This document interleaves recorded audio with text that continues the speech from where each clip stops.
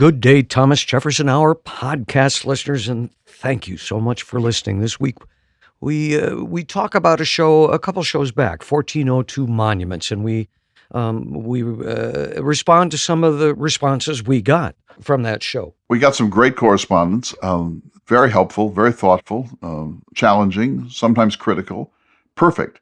It was exactly what you want. I mean, what could be better than a public radio show inspiring a kind of thoughtful conversation where people take 15 minutes or even an hour or more to write a response, laying out their own views of things, sometimes passionate, sometimes not. This is exactly what you want a public humanities program like this to generate. And I'm just thankful and grateful to everyone, especially those who showed civility, which is most, but even those who didn't. And so that's what this show is about. We read some of the letters, not all of them, and we try to formulate a more careful analysis of the place of our public monuments on public pedestals to American memory. And not without concluding anything finally, of course, David, but certainly an attempt to provide greater nuance and clarity to this perplexing subject that's kind of racking American life right now. Well, we want to get to the show right away, but before we do that, there were a couple of things that didn't come up in the show.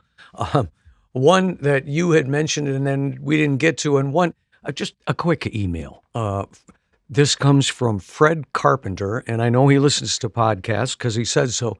And he says he wants to know what seed exchange service we use. And I don't know exactly what he means by that, but I can tell you this. I am a real fan of Seed Savers Exchange in Decorah, Iowa. I have never been disappointed with anything I've received from them.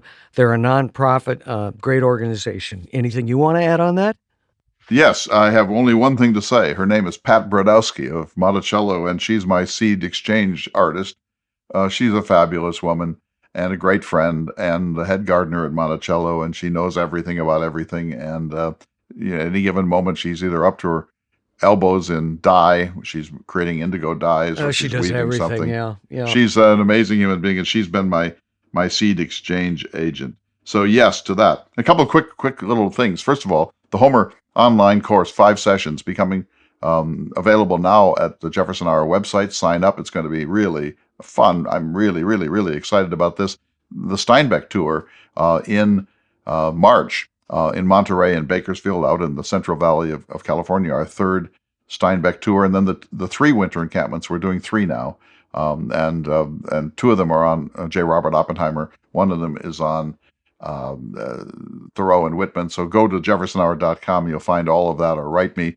But exciting times, and today is the birthday of my newest book, Repairing Jefferson's America, A Guide to Civility and Enlightened Citizenship, just out from Kohler Press in Norfolk, Virginia. And today is my daughter, Catherine Missouri Walker Jenkinson's 26th birthday. So happy birthday, my beloved child. And I second that. It's August 10th is the day that we're recording this program. It won't air for a week or two. So belated happy birthday to your lovely daughter. And I look forward to her being on the show and putting you in your proper place as soon as possible. Wow. Happy birthday, Catherine. And with that, let's go to this week's show. Go to jeffersonhour.com. You can find out all about all the things that Clay has just told you about, and find out the details, how to sign up. And you can also support the show. And without getting into a long pitch on that, we really appreciate it, and we always need it. So with that, thank you, sir, for another enlightening conversation. Thanks, everyone. Keep writing your wonderful letters. Good day, citizens, and welcome to the Thomas Jefferson Hour, your weekly conversation about all things Jefferson. I'm your host, David Swenson. I'm joined by the creator of the Thomas Jefferson Hour, the award-winning humanities scholar and author, Mr. Clay Jenkinson, and good day to you, sir. It's good to talk with you, David, the semi-permanent guest host of the Thomas Jefferson Hour. We are still sheltering in place, so I'm in not the barn, but my own home studio, and you are in another one, maybe 3 miles from where I sit. And we're practicing good COVID response. And we've, I think for the past 4 months, have done programs remotely in this way, and we've been joined on a number of occasions by our dear friend, Dr. Joseph Ellis, who is sheltering himself in a cabin in Vermont. And one of the programs that we did, as you know, was on monuments. And how can you not be talking about monuments at this time? Because we know, for example, that a descendant of Jefferson's has called for the demolition of the Jefferson Memorial in Washington, D.C., and a Portland, Oregon high school removed its statue of Jefferson. And places are changing their names from Thomas Jefferson High School to something else. And there are even a handful of people who believe that Jefferson should be scoured off of the mountain in South Dakota, where he shares eternity with Theodore Roosevelt, George Washington, and Abraham Lincoln. So it was inevitable that we would talk about this. And then there's the Thomas Jefferson Hour. Well, I got a question to that effect from a listener who comes from Colorado Springs, who noticed that KRCC it has removed the program and wanted to know if it were something about this reevaluation of historical figures. So far as I know, it has nothing to do with that. But it would not surprise me. In the last couple of years, David, as you know, we've gotten some mail from people who have written to host stations saying, "How dare you air this monument to racism and to slavery? You should give no voice to anyone in the Jefferson world. That Jefferson is the culprit. He of all the founding fathers, he's the one who deserves the deepest condemnation for the hypocrisy of saying that all men are created equal and then owning several hundred human beings and buying and selling them." And so I think we're in a very volatile time. My sense is, and I'm just looking at this as a humanities scholar and a historian, that this wave has begun to attenuate, that it's not building. I don't think we're building towards a grand erasure of monuments in the United States. I think Jefferson is likely to survive this round, and George Washington too, and James Madison and Monroe and Patrick Henry and others. I don't think necessarily that Stonewall Jackson and Robert E. Lee will survive this round, and yet that debate continues, sometimes rancorously, around the country.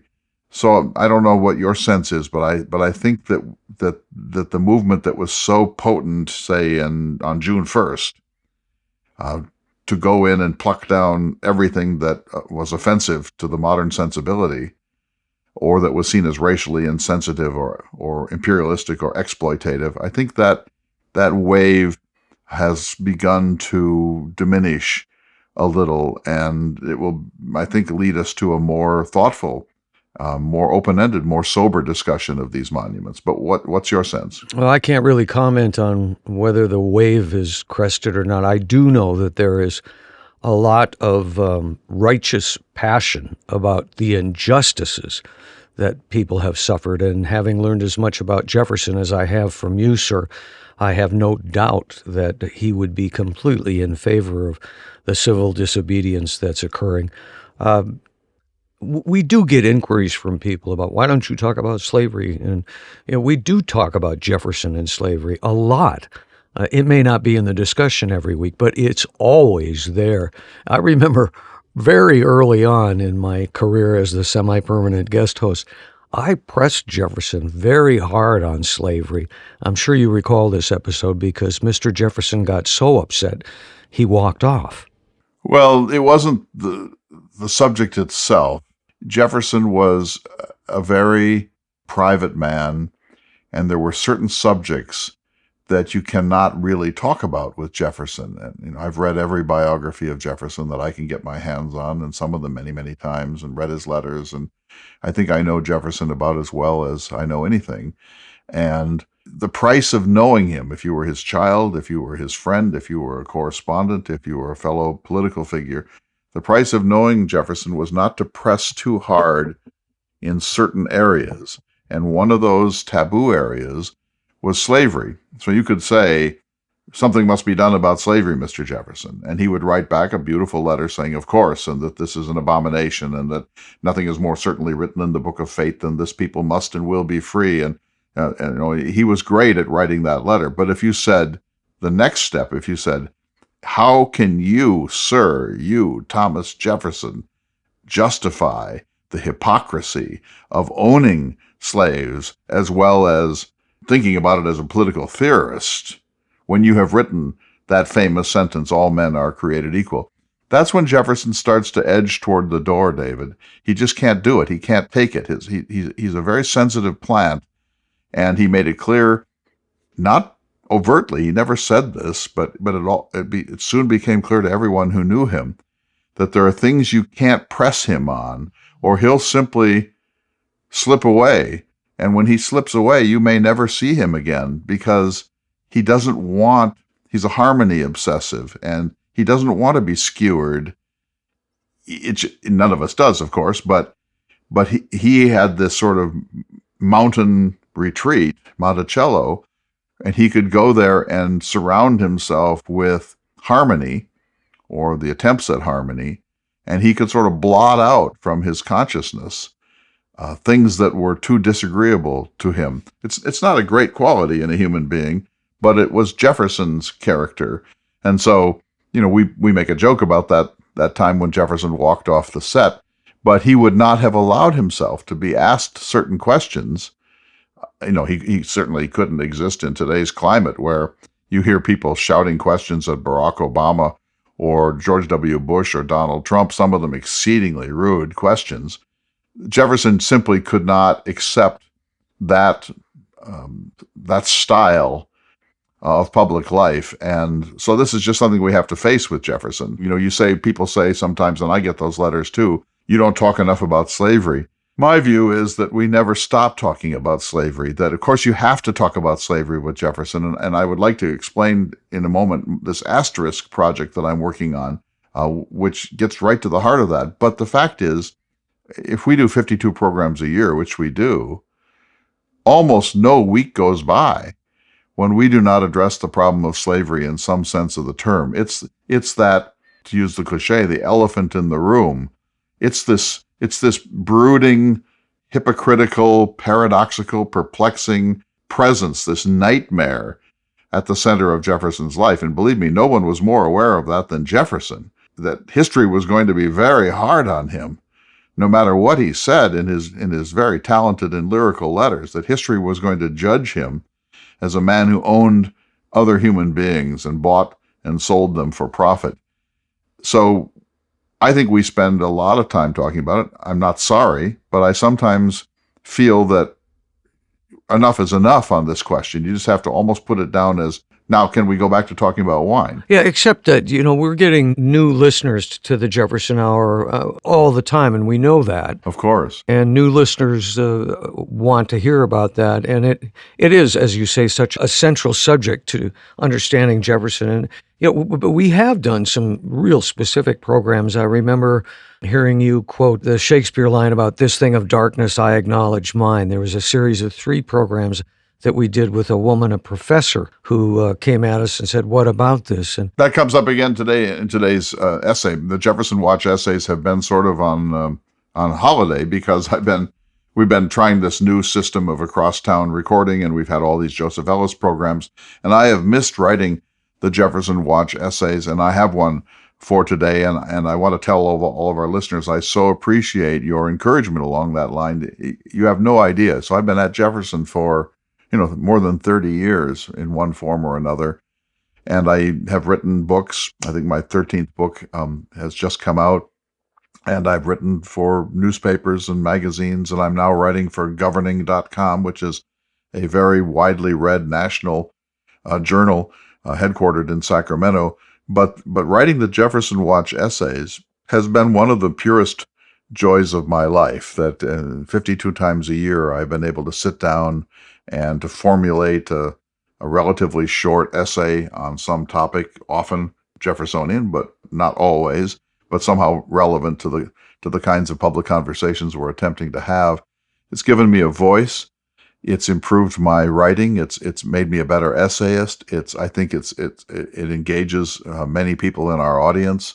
It allows me to stop being spontaneous, as we usually are on this program, and for a few minutes to be slightly more formal, to organize my thoughts a little more purposefully and carefully, and to state my mind as succinctly as I can about a subject that I think is very important. So I've missed writing them over the past 4 months, and I want to say to all the listeners who have encouraged me to go back to them that that here I am, and I will try to keep up. It might not be 52 this year, but it will be as often as I possibly can do it. And thank you for your support. We're coming up on a break, Clay, but when we come back, there are a number of letters that we got in response to show 1402, Monuments, that I know that you have read and that I have read, and you wanted a chance to respond to them. Yes, and I also, when we come back, would like to talk a little bit about this asterisk project, and I want to enlist the help of our listeners around the country and around the world.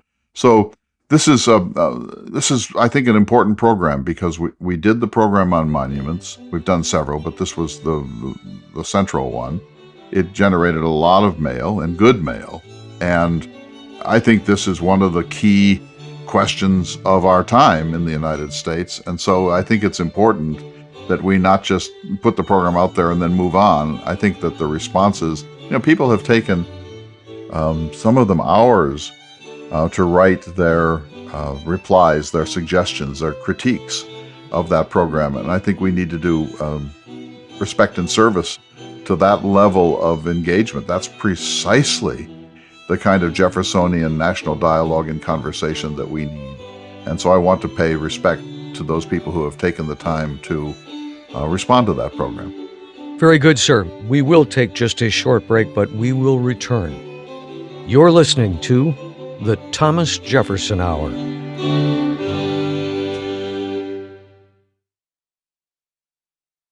Welcome back to the Thomas Jefferson Hour, your weekly conversation about all things Jefferson. This week, we're talking about listener responses to show 1402, Monuments. But before we go to that, I just want to note the date. Today is August 10th.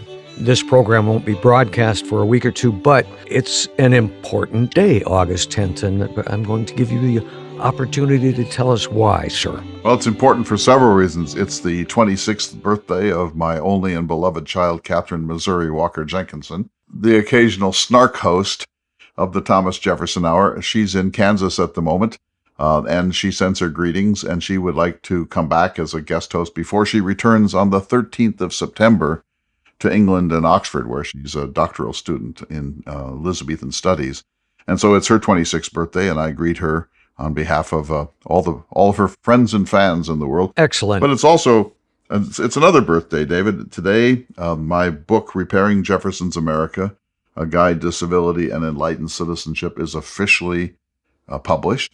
It's available on all the usual ways, from your local bookstore, Amazon.com, etc. It's been in the works now for a few months. We delayed its release date a little bit because of the pandemic, and also wanting it to be available now that the election is starting to heat up and the American people are beginning to really attend to what I believe will be the most important election in my lifetime on November 3rd, 2020. And whatever your politics, this election is going to tell us which direction we're going in. And so the book was meant to maybe be part of that. And here's my question for our listeners. First of all, you can order the book, and I hope you do.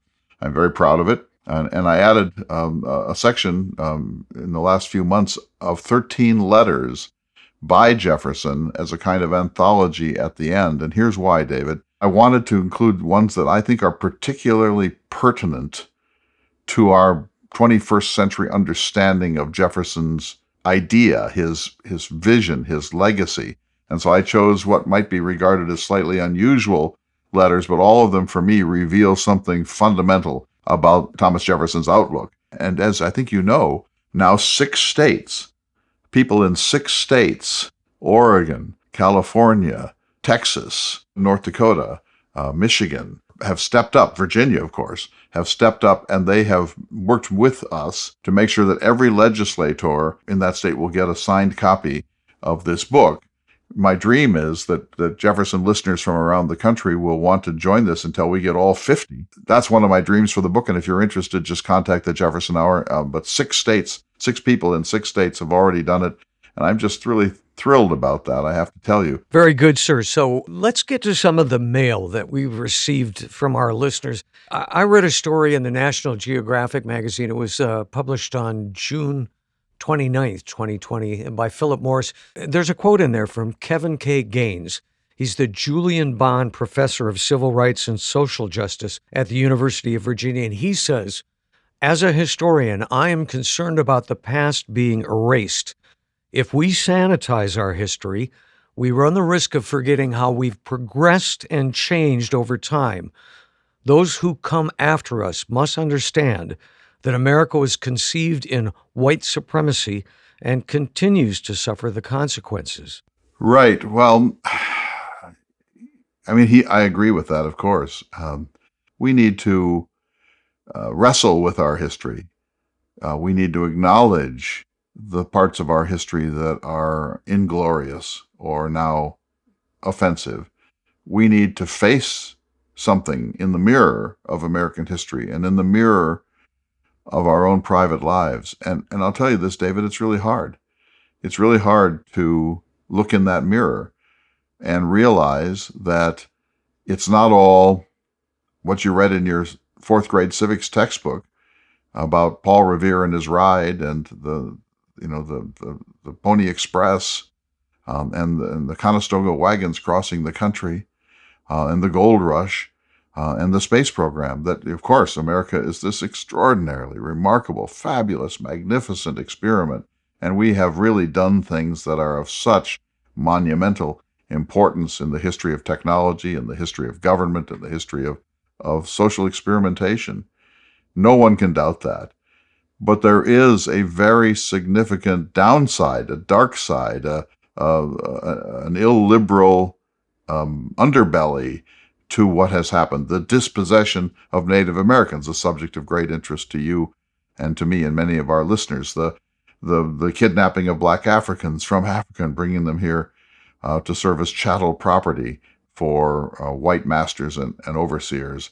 The subjugation of women, the mistreatment of minorities generally speaking, including Chinese laborers and Japanese and the Irish and so on, that this is part of our history too. And whether we like to acknowledge it or not, it turns out we're going to have to acknowledge it. And the idea of whitewashing history and just band-aiding this over again one more time and trying to move on with a kind of a naive patriot history is not going to work. We all do this. All of us in the dominant party are so used to domination that we take for granted a narrative that, by the way, we constructed on behalf of our own happiness and our own sense of triumphalism. And when this is really forced upon us by people who say, it doesn't really look that way, that's part of the story, but that is not the entire story. When that happens, David, our first response is to get defensive and even angry. And we have to get over that. We have to listen. And that it means we have to listen to things that we don't particularly find comforting and, in fact, might find extremely disturbing to us. But if we don't, we're in for a much longer, harder ride here than if we are proactive and we accept our complicity in the very problematic mixed record of American history. There were a number of letters that we received about that show that really stood out to me. Any particular ones that you would like to touch on?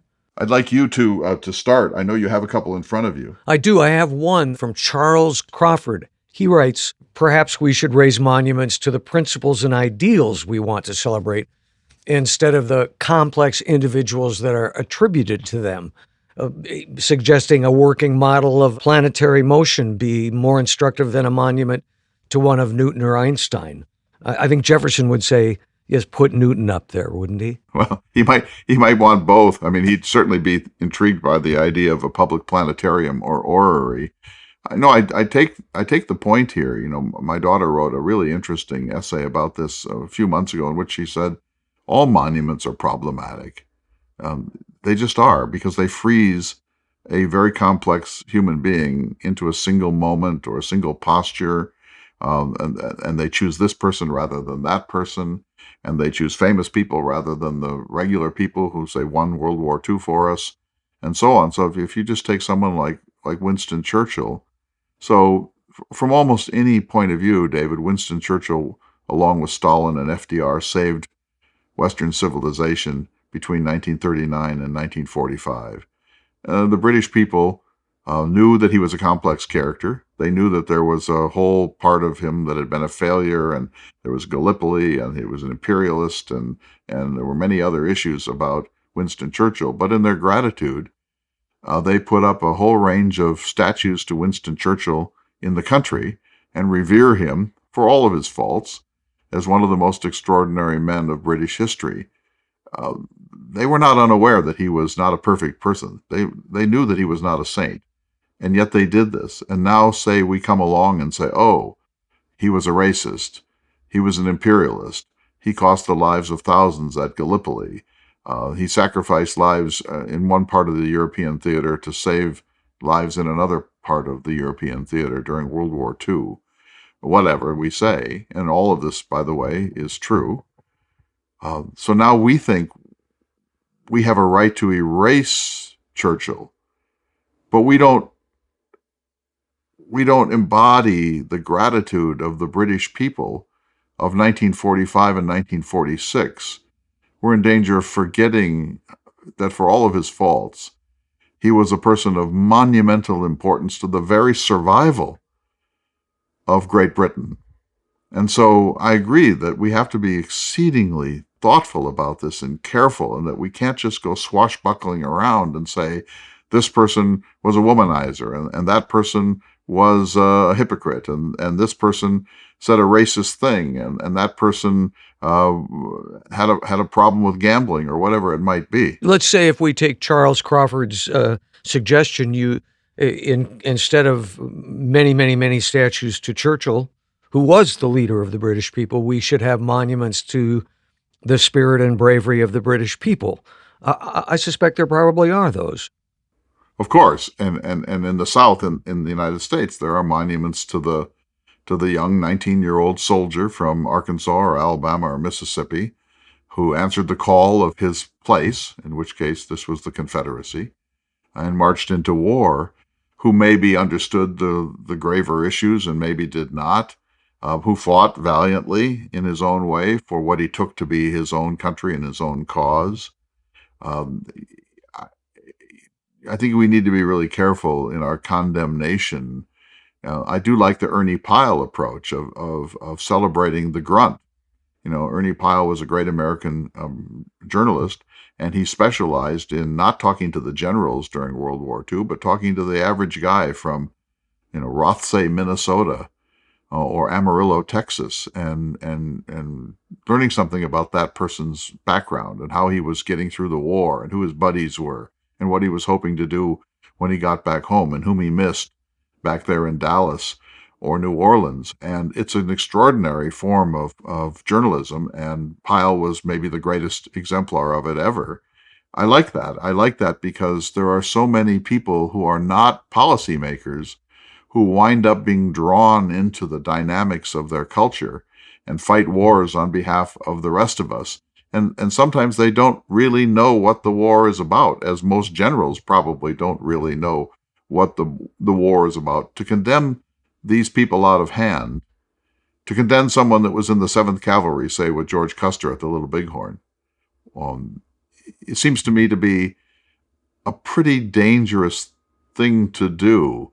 I've read a number of books about the soldiers at the Little Bighorn, and most of them were recent immigrants coming from extreme poverty, not being able to find other work in this culture, being drawn into the Army because it was opportunity and a chance to see the American West. They had no particular view of the sovereignty of the Lakota and the Cheyenne. They were engaged in the Army for reasons that are not ideological in most cases.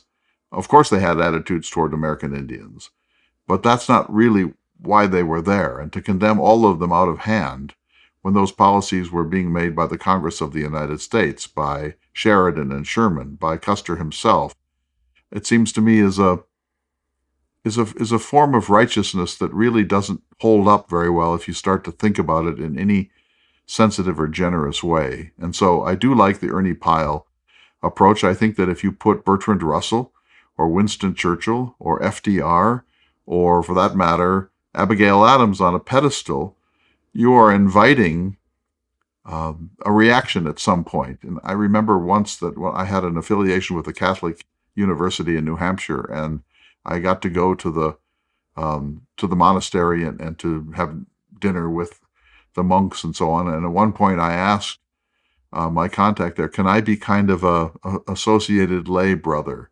Is there a way that I can have that kind of affiliation, even though I'm not a Catholic?" And he said, "No, we don't do that because we don't know that you're not going to become a problem.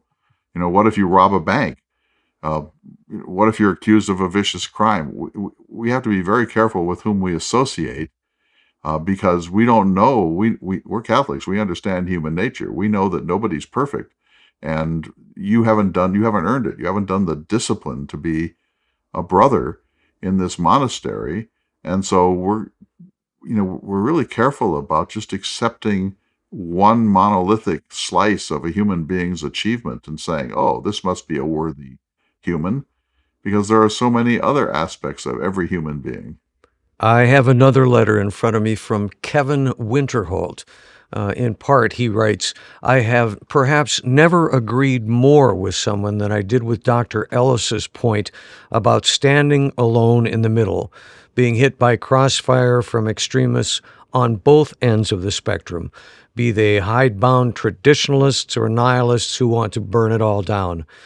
There really is no easy answer as to who stays and who goes, and who gets to make that decision. I wish, though, that more people would take a whole person approach, as I do think that gives us the best shot at considering figures in their historical contexts. He goes on to say, I'd also like to see and hear more discussion about adding to our historical memory and constructing new monuments, instead of the simplistic tear it all down, keep it all that way.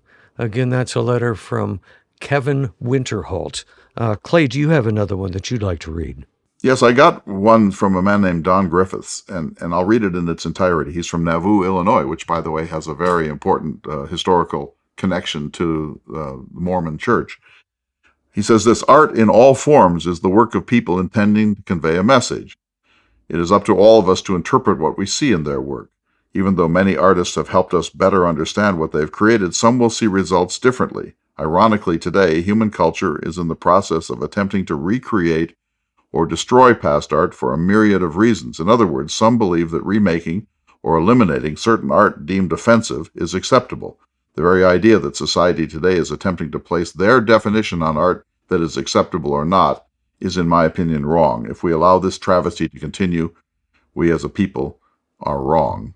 So that letter from Don Griffiths, I wrote a response, and I appreciated very much what he had to say. I disagree with some of what he had to say, but I really was thankful for the civility and the thoughtfulness of his letter. He wrote then back a much more effusive letter outlining his own idea of how we can work our way slowly through this pantheon of American statue figures and decide which ones we should retire, because, of course, some of them should be retired, and which ones we should leave alone, and how we can discriminate between those we retain and those that we erase.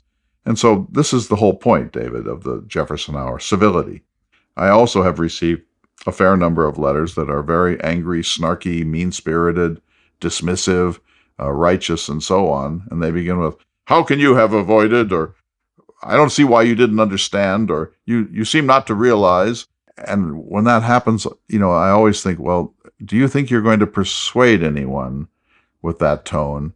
And what really is this anger about? This is the Thomas Jefferson Hour, where we're wrestling with these questions, but we don't really know what the right response is. We're perplexed. We're working hard, thinking on our feet, reading the books, doing the research, watching the New York Times and the Washington Post and the Wall Street Journal and CNN, and we're trying to sort this out. And anyone who says this is an easy set of questions and answers is lying. This is a very, very complex business. How a nation remembers its past and what it chooses to do with its memory of its past, and whether any single icon, take Theodore Roosevelt's statue at the American Museum of Natural History, if any single icon can ever be said to be representative of a very big and complex human being. And so I just ask people to bring the tone down a little and see if we can't find a civil way to agree and disagree. That's why I so much like this letter from Mr. Griffiths. I think it all of this is so important in directing citizens to thoughts about our history. But more than that, it's not so much about history in the past. I'd like to think it's more about where we're going. We don't want to get stuck in the past. We should be devoting our energies and our thoughts as to how we can take this knowledge and this perspective and build a more inclusive future. Anyway, that would be my take on it. But at this point, sir, we do need to take a short break. We will be back in just a moment. You're listening to the Thomas Jefferson Hour. Welcome back to this special edition of the Thomas Jefferson Hour. I am seated, metaphorically at least, across from the semi-permanent guest host, Mr. David Swenson. Metaphorically. I bring you greetings from all of the people on the annual Lewis and Clark trip. They all wonder if you really exist, and if so, why you never appear in a canoe. But that's another question for another program. I take it that your garden is flourishing, sir. Thank you for asking. Yeah, I picked 12 pounds of tomatoes yesterday. It was great. Oh, my tomatoes are not doing as well as they should. I've been gone much of the summer, and it's been a hot, drouthy summer and so on. But really, it's all on my shoulders. But what an interesting program today. We got a lot of mail about the Monuments program, and everyone really contributed to the conversation. And I think you have another letter there. I think we have time for this is a relatively longer one, but let's examine that letter from Mr. Ross. Yeah, this one struck me. He was a little disappointed. He said he'd hoped for more out of the conversation. It's critically missing the humility and empathy towards those who were harmed by the faults of these men who are immortalized. It fails to grow past the narrow vision and protectionism that privilege affords some people. An enlightened hindsight should change our perspective and instead inspire conversation and action to make amends. Might it be better if we focused less on elevating men beyond their faults and instead focused on understanding accomplishments? He says these men are human and born of imperfection. When we build monuments to them, we forget or ignore that fact. Yeah, I'm rereading Homer's Iliad and Odyssey for this online course that I'm going to be teaching, and it really is relevant to this. So the Greeks believed in heroes. Theseus is a Greek hero. Achilles is a Greek hero. Odysseus is a Greek hero. Menelaus is a Greek hero, and so on and so forth. There are lots of them. And they believe that there are people that we have to look up to and we need to emulate. We need to see the courage and the integrity of Achilles. Let me read the end of John Ross's letter. He ends it by saying, "We do not need to destroy history to understand it. These men and their monuments will always bear the burden of their time. It is our role, gifted with hindsight, to do better and to understand that these monuments have changed into relics of what we have gotten wrong.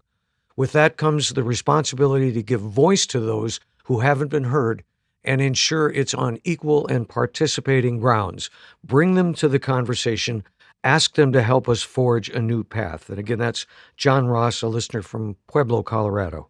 Right. Well, fair enough. I was trying to suggest that that heroes are important, and almost no hero of any culture is without flaws. If you realize that all human beings are inherently flawed, that to lionize any single person is probably problematic, then I wonder what that means for the culture. What do we know what we want to prize and to display in public so that other people will be inspired by heroism or moral courage or human integrity? And so I don't know the answer to this. I hear him saying this is inherently problematic, and we should not be defensive about these frozen icons. I certainly understand that, but then I wonder, well, then what? Who do we want to emulate? Who do we want? Children, fall in love with sports figures. Then we find out they're alcoholics or they're gamblers or whatever. How does it work if you're a disillusioned culture? If you're as significantly disillusioned as we all seem to be, then what do you hold up as admirable and imitatable? Those men who inspired us. those men who guided us historically. Right, but if we take down the statues, that's a cultural vote. It may be, but it's, we discussed earlier with Jefferson, the Roman habit of, what was the Latin term for that? Damnatio memoriae. Where you wipe out all memories of those who you have conquered or vanquished, and they are not removed from history. And just because statues of Robert E. Lee are torn down, he's not going to be removed from history. Right, but ask yourself why the statues were put up in the first place. Well, I might sound a bit cynical, but I think I would be naive to say that they were all put up for pure reasons. I'm sure financial gain had something to do with some of them. In some cases, I'm sure that's true. I doubt that the Churchill statue in front of Parliament was put up for financial gain. Noted and granted. So I think there are very many different reasons for who we choose, why we choose, where we choose, when we choose. And these are very, very, very complex subject, and I don't feel that we're equal to it. I don't feel that we know enough. This really requires a set of experts to work for years to try to figure out what would be a rational and sensitive policy going forward of what to lionize and what not to lionize, and how to avoid making the same mistakes that were made in Birmingham, Alabama in 1942, or in the case of Roosevelt, the 1941, the statue of Roosevelt and the two indigenous men in front of the American Museum of Natural History. I think that I'd be very surprised if any public entity it feels very confident these days in deciding what to give money to put a statue up on the public square, because we don't know what the next generation is going to say about what we regard as admirable. Well, earlier I said I was worried that, all this energy going into this and that we might be stuck in the past, but I guess probably, thinking about it, it's just part of the process. Where are we headed? Where are we going? Who do we admire and why? Yeah. It's perplexing. And I think I want to say, for those that have written and saying, how do you think you know what you're talking about to us? The question is, we don't. Yeah. We're wrestling carefully with this and trying to figure it out. And you can hear, I think, the mystery and the perplexity and how troubling this whole thing is. In one mood, I wake up and think, well, let's just blast Mount Rushmore. The native people never wanted it to have four faces of white people on it anyway. Why do we even have a Mount Rushmore? From a certain point of view, what a silly idea. Let's just get it over with and restore it. Let's reclaim it as a magnificent mountain in the Black Hills. And then another day, I think, no, of course, what? No, that's ridiculous. It's okay that these are imperfect human beings. That's not the point. And even if they are, if we're now more aware of their imperfections than ever before, that doesn't necessarily license us to start picking up dynamite. Maybe it's better for us to talk about it than to blast it. And so it's not something that lends itself to any easy answers anywhere. Hey, we got a great letter from Nathan Hepner, who has written us a number of times. He's a great guy. Yeah, I appreciate the need to think the issue through without a shouting match, although since it is in the public square and quite literally on the street, the shouting match is almost inevitable. We all tend to agree that a deliberative civil approach to the problem is best, with all stakeholders at the table. He goes on to say, monuments are not history, they are commemorations, and thus are representations of what a society considers right and good. That's very thoughtful. He's been in a couple of my online courses. He's a terrific guy, and he knows an enormous amount about history. And so we thank him and everyone else. Yeah. Not everyone whose letters we've had time to discuss today, but thanks to all of you. And keep sending them, because this is a very valuable part of the conversation, I think. And speaking of time, sir, I'm so glad to say that it is now time for this week's Jefferson Watch. Some people want to keep all the statues, even the ones hastily tossed up during the Jim Crow era or the Civil Rights era, to intimidate black people and remind them who was in control of the landscape of the old Confederacy. If his rhetoric is indicative of his actual beliefs, that's the position of President Trump. It's our heritage, he says. Others want to tear everything down, to make a clean sweep of things, so that Stonewall Jackson gets pulled off his pedestal, but so do Woodrow Wilson, Theodore Roosevelt, Margaret Sanger, Winston Churchill, even Helen Keller. Every one of us has to place ourselves on this spectrum somewhere, take them all down, take none of them down, or take some of them down. And then each of us has to develop a methodology or a set of rules for evaluating every statue and every monument. If we decide, for example, that every statue must come down that offends someone, that someone somewhere finds insensitive, racist, sexist, imperialist, oppressive, handsy, or homophobic, then the country will be an Ozymandian desert of empty pedestals. This would be to clear-cut American memory. When Theodore Roosevelt stood for re-election in 1904, the New York Sun, which had been pretty hard on him for much of his career, finally endorsed him with the following headline: "Theodore, with all thy faults." That's more or less how I see these things. Jefferson, with all thy faults. Churchill, with all thy faults. Elizabeth Cady Stanton, with all thy faults. And Helen Keller, really? I want to quote 3 lines from Shakespeare, and then 2 from the Bible to lay out my position on monuments and historical memory.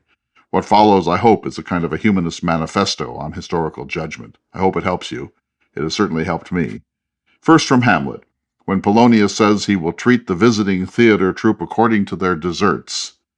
You should know that theater types in the Elizabethan world were regarded as cousins to carnival workers, bear baiters, and prostitutes. In other words, nothing's changed. Hamlet's reaction to Polonius's dismissive attitude is magnificent.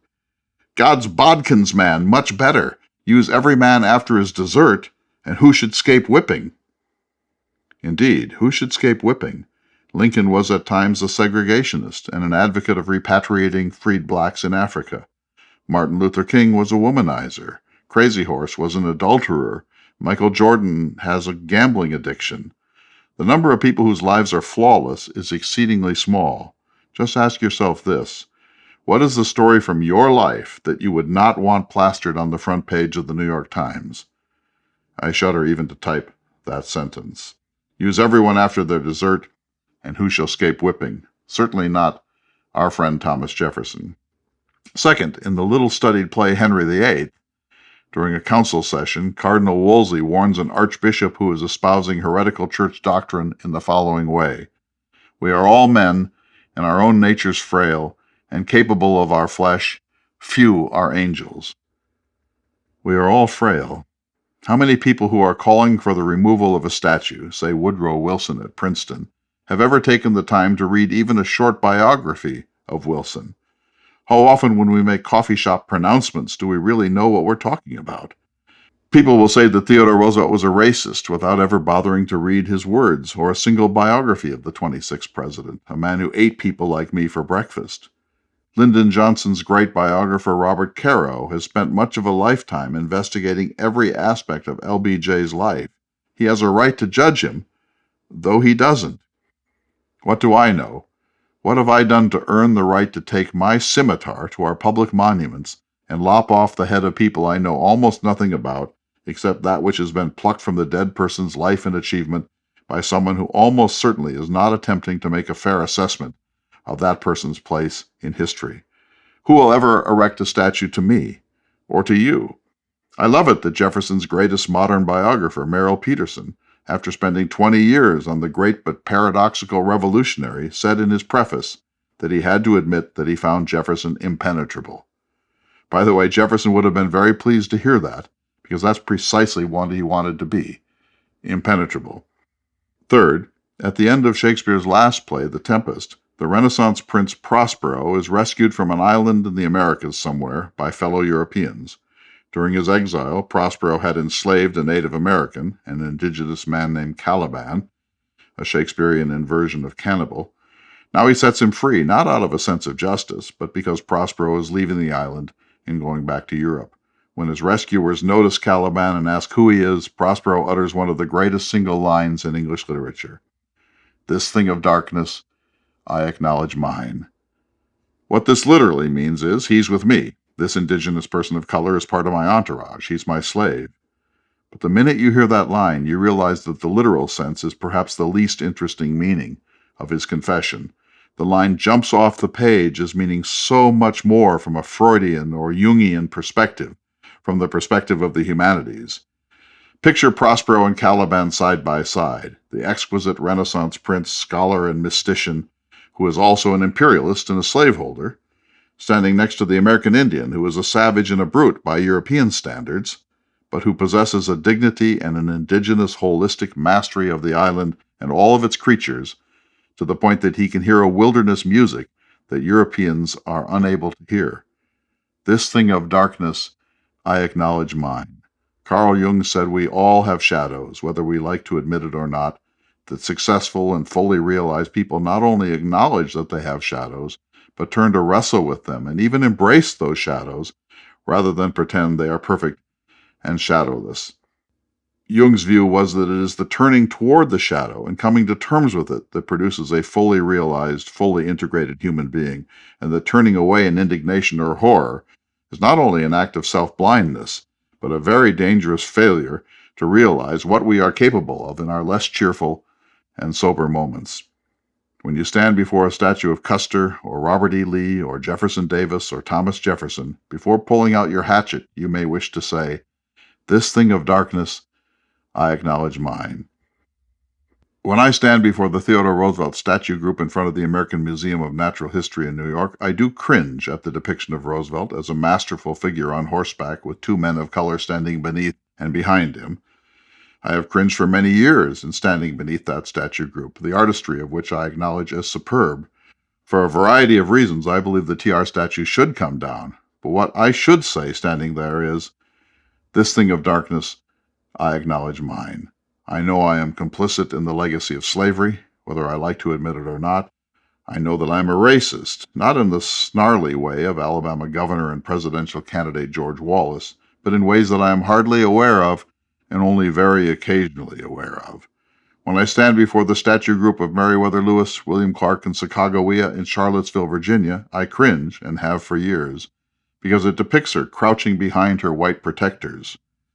There is so much that is wrong with that depiction, so much that calls out for careful analysis and intellectual deconstruction. I need to quote Prospero there, too, because I live along the Missouri River in North Dakota on lands that unquestionably were part of the sovereign homeland of the Mandan people, who were nearly wiped out by the white man's smallpox in the 1780s and 1830s. I don't actually lose sleep over this, but I should, and it makes me uneasy in waking hours when I let myself think about my complicity in the taking of the continent from the indigenous people who were minding their own business when Lewis and Clark turned up out of nowhere, carrying their kettles, their alcohol, their gunpowder, their STDs, their European pathogens, and their big pompous talk about the Great Father back where the sun rises in the morning. We are all humans, frail and capable of frailty. Use every person according to their deserts, and who shall escape whipping? This thing of darkness, I acknowledge mine. I close with two verses from the Bible that everyone with the humanities sensibility should keep close to the front of our consciousness. First, John 8:7, "Let him who is without sin cast the first stone." And second, Matthew 7:3, "Thou hypocrite, first cast out the beam from thine own eye, and then shalt thou see clearly to cast out the mote from thy brother's eye." I'm Clay Jenkinson. We'll see you next week for another exciting edition of the Thomas Jefferson Hour. The Thomas Jefferson Hour is brought to you each week by Dakota Sky Education. The program is distributed nationally by Prairie Public. President Thomas Jefferson lived from 1743 to 1826, and this program presents his views. President Jefferson is portrayed by the award-winning humanities scholar and author Clay S. Jenkinson. To obtain a copy of this or any show for a $12 donation, please call 701-575-0727. This program is also available online at jeffersonhour.com and on Apple Podcasts. If you'd like to correspond with President Jefferson or submit a question for him to answer on the program, please visit the website at jeffersonhour.com. The Thomas Jefferson Hour is produced at Makoche Recording Studios in Bismarck, North Dakota. Bach Cello Suite No. 3 in C Major by Stephen Swinford. Thank you for listening. Please tune in again next week for another thought-provoking, historically accurate program Through the Eyes of Thomas Jefferson.